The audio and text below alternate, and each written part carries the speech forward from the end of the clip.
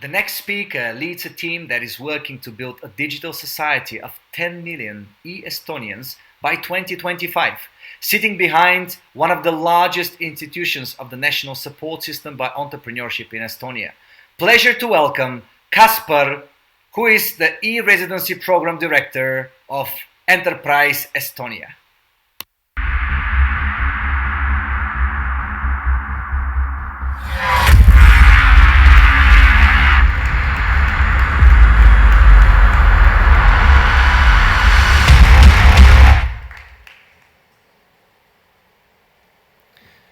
Dear friends, I'm from Government of Estonia and I'm known to run the coolest government startup in the world, e-Residency. Thank you.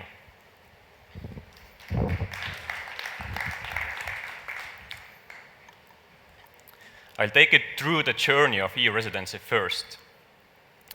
It all started in 2002 when Estonia was getting ready to be like full digital society.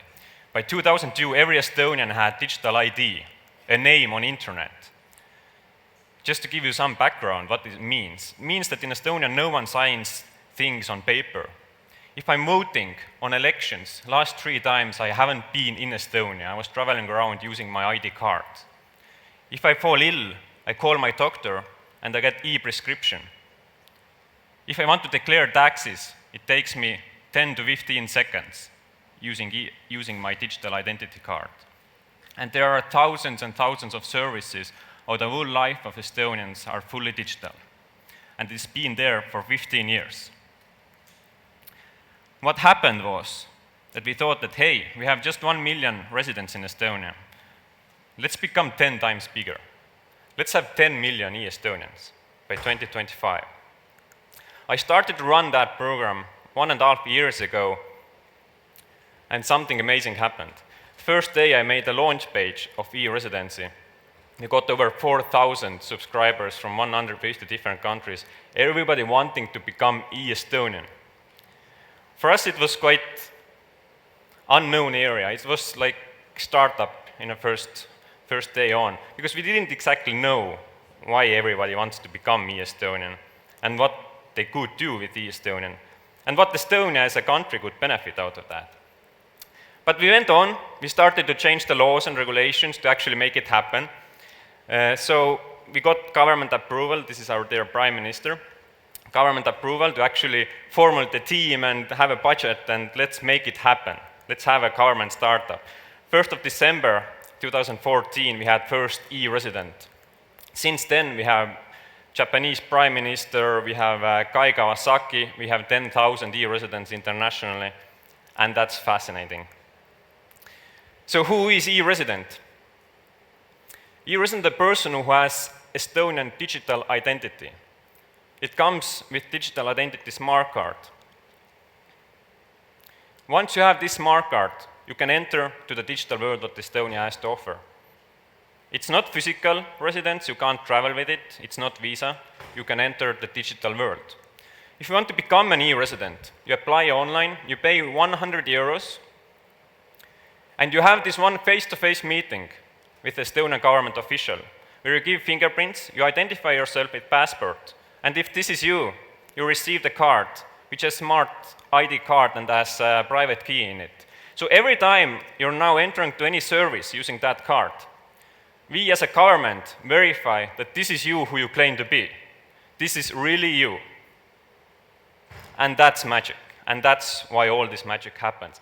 So when we started to launch the program, we didn't exactly know, as said, where we exactly going, but today we have this understanding. The main use case why people become e-residents is regarding business.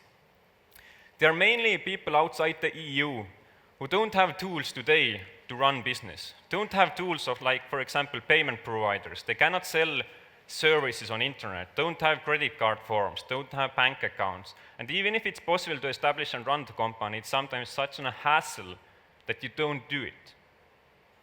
So as an e-resident, what you do, you enter this magic card on your computer, you establish company, it takes like 15 minutes in Estonia. You get a bank account, you do online bank transfers, you get access to payment providers, and using digital signature, you can administrate and run that company location independent.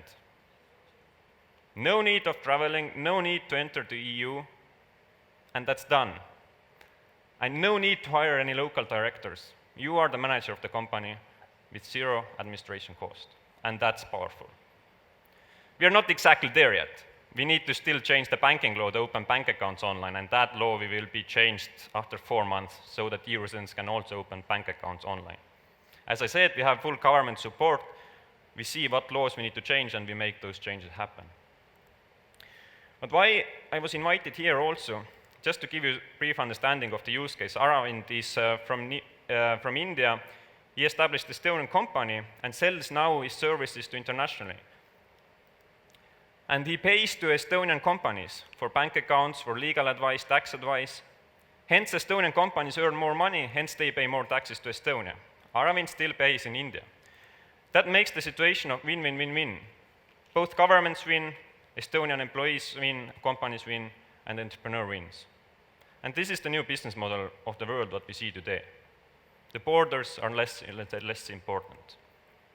But why I'm here today was mainly to see and to introduce that concept to startups, because every startup can now start offering their services also to e-residents.